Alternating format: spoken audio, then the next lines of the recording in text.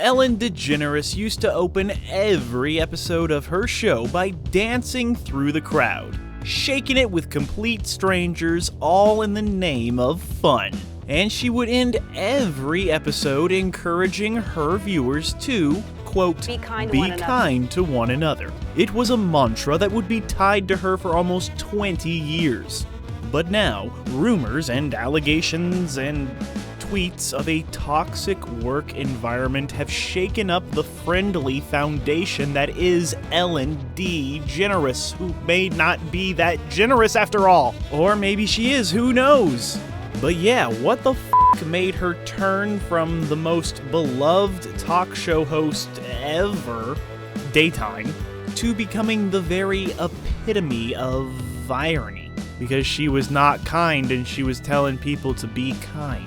Was it the success that changed Ellen, or was she always like this? Let us dance around this topic and find out what the f*** happened to Ellen DeGeneres. But to truly understand what the f*** happened to Ellen DeGeneres, we must begin at the beginning, and the beginning began when she was born on her birthday, 1958, Louisiana. Young Ellen found that she had a gift for, being funny by telling jokes to make her mother happy. And Ellen began telling her jokes to the public by performing stand-up comedy in 1981, where she truly excelled because by 1984 she was named the funniest person in America by some authority that can name people that. And much of this is due to her hilarious bit called Phone Call with God, which became an instant stand-up classic. In 1986, she went through the roof by sitting on the couch, appearing on The Tonight Show, and becoming the first woman to be invited by Johnny Carson over to the famed couch. This was a coveted sign in the comedy world of making it. If Johnny asked you to come over on that couch, you were guaranteed a successful career in the comedy business. In 1981, Ellen landed a short-lived sitcom called Open House. And after that ended, she got a role on another sitcom called Laurel Hill in 1992, which aired for just 5 episodes of the 10 that were shot. But Ellen made an impression on the creators of that show, who helped to get a little show started called These Friends of Mine. And this show, called These Friends of Mine, would later be renamed Ellen after the first season. And Ellen had the fortunate position of following Roseanne. It felt like a sign, as Roseanne Barr, like Seinfeld or Cosby or Tim Allen, made it clear that a transition from stand-up to sitcoms was the move to make. And yeah, that move was right for Ellen. In the show Ellen, she played the underdog character called Ellen, and this fun, happy-go-lucky Ellen character gave viewers somebody to root for. But the show did break ground and glass ceilings with the 4th season, the Puppy episode in 1997, in which the character of Ellen comes out as gay, lesbian. Oh my goodness, she's a lady who likes ladies! And yes, this was the same month that TV Guide featured her on that famous cover, and even Time magazine made a story out of it. This move was advised against nearly everyone at the time, prompting parental advisory warnings, lost markets, and even bomb threats to the studio. But it did result in her first Emmy win! Ellen DeGeneres began dating Anne Heche in 1997. It was a highly publicized relationship that lasted until the year 2000. Before that, Ellen would land her first Emmy hosting gig, later hosting twice more, and she was wonderful. She too would get her first Grammy hosting gig in 1996, and that same year she starred in the movie Mr. Wrong, which would be, laughable because, she would come out like a year later. Ellen DeGeneres is trying to marry a man in a movie. Who wants to see that? Mr. Wrong, it's wrong, you're wrong! In 1998, not only did Ellen get canceled, the show, not the woman, that would come later, but she would have a supporting role in the movie Goodbye Lover, and she would be a dog in Dr. Dolittle, followed up by the movie The Love Letter and a hilarious performance in Ron Howard's Ed TV, which unfortunately got overshadowed by The Truman Show, even though they're not the same movie. But yeah, Ellen's actually like really funny in this, and it kind of makes you wish that she had more, movies where she's not a fish, where she plays a person. Ellen started off the next century with an HBO movie called If These Walls Could Talk Too, which earned Emmy and PGA nominations, and giving the sitcom circuit another go with The Ellen Show, but it was canned after 13 episodes. Lucky 13. But 2003 was the year of The Ellen.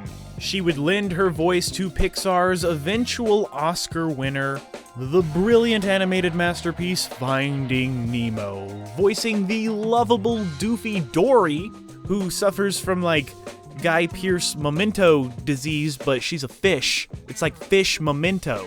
And everybody loved Fish Memento so much that it made $900 million worldwide, still making it one of Pixar's biggest hits.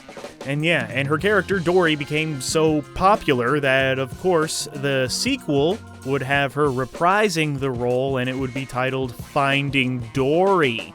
And this movie, Finding Dory, even though it's not that good, it still made $1 billion. Because people like hearing Ellen's voice come out of a forgetful fish. She would also release her second stand-up special called Here and Now. And of course, it was a hilarious return to form. Ellen is best when she's just on the stage with a microphone, telling jokes.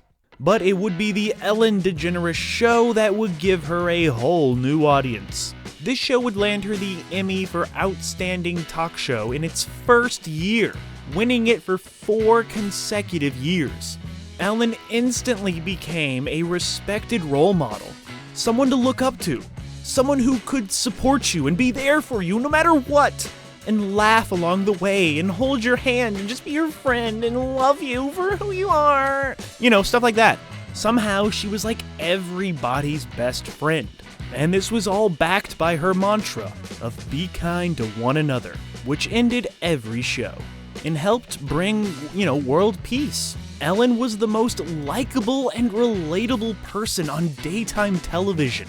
Everybody and their grandma loved her. In 2004, Ellen began dating Portia de Rossi from Arrested Development. They married in 2008. And that same year, she was named by Comedy Central as the 16th greatest stand-up comedian ever of all time. And Ellen kept pushing on, hosting the Oscars in 2007, and of course, she was a natural. It was a perfect fit, and she was hilarious, and, it was back when award shows were kind of good. And then she did it again in 2014, which was best remembered for her selfie, which had all the famous people and Lupita's brother, and this selfie hit 3.4 million retweets, which was a record at the time. But the backlash would begin amid the 2007-2008 WGA strike, in which Ellen crossed the picket line to do her namesake talk show just 4 days after the strike launched.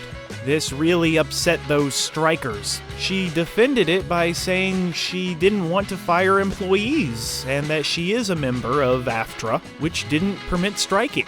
But a slight turn had already happened.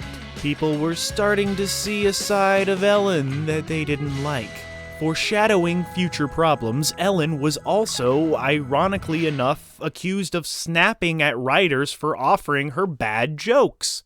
But that wouldn't be enough yet, as Ellen landed the position of judge on American Idol in 2010 and launched a short-lived record label, 1111. That same year, she would win the Mark Twain Prize for American Humor, which is the best thing you can get if you're a funny American.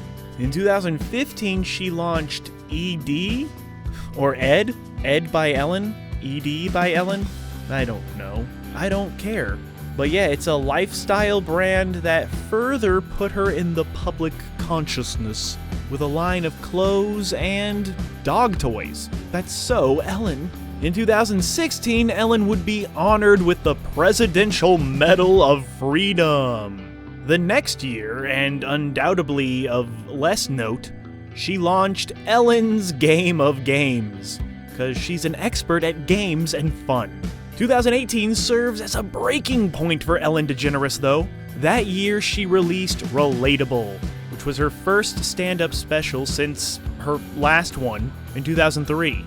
And in this special, she openly mocked her image, which was funny. And while things would come to a head soon enough, that year she also began thinking about leaving her talk show when her contract ended. While 2020 looked hopeful with the Golden Globes Carol Burnett Award, Burnett being one of her comedy idols, of course, there seemed to be a sudden call to arms by comedian Kevin T. Porter for people to unearth negative stories about Ellen. When all was tweeted and done, there were more than 2,500 reply posts leading towards an inevitable investigation. Warner Brothers would launch an investigation soon after this Twitter thing, leading to revelations of a toxic environment, which included everything from sexual and racist rhetoric being shouted and said at various staff members, with many claiming to be victims of microaggression. Whatever the f that means. Toxic, phony, hypocrite, liar. That's what she is. Did Ellen know about all of this, or even any of this? Was she aware of the toxic environment she allegedly created? Or was she just, trying to run a show and, there was a lot of pressure and she just wanted to get to business and get things done? I don't know. And maybe sometimes that came off as rude in this political climate. Who knows? Well, somebody probably knows. As one former employee put it, that be kind bullshit only happens when the cameras are on. It's all for the show. Stories poured in about staff members being encouraged to keep their problems to themselves. There were even stories about people being fired for attending family funerals, and even being fired upon returning from a health facility after a suicide attempt, and even rules forbidding staff members to speak or look at Ellen.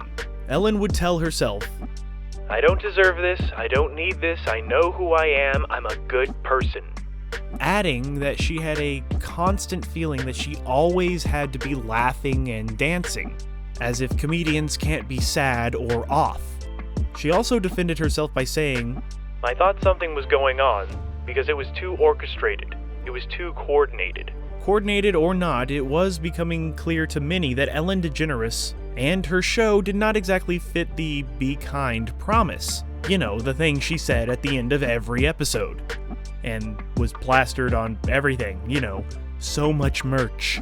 Ellen would be forced to write a letter to her staff, admitting that it was indeed not a place of happiness. In it, she wrote, "As someone who was judged and nearly lost everything for being who I am, I truly understand and have deep compassion for those being looked at differently or treated unfairly, not equal or worse, disregarded. To think that any one of you felt this way is awful to me. I promise to do my part in continuing to push myself and everyone around me to learn and grow." And soon enough, Ellen would no longer have a show. After 19 seasons, 3,300 episodes, more than 170 Daytime Emmy nominations, over a third of which were wins, Ellen DeGeneres decided not to renew her contract. She was already one of the highest paid celebrities. She had already left her mark. She already had 20 People's Choice Awards. But the question is, would the people still vote for her today? Would they even care? Did the laughter matter to anyone? Could we still get behind the Be Kind motto if the supposed expert at being kind wasn't really kind? But yeah, even if Ellen didn't live up to it every single minute of the day, it is a good thought to be kind. Whether you're a kind person or not, it's okay to share the message of being kind. It just kind of feels weird when, you're not. But kindness is in the eye of the beholder or the person whose eye is getting poked. So yeah, I guess you can give a about what the happened to Ellen DeGeneres, because there's a lesson in there somewhere, and, maybe that lesson is be kind.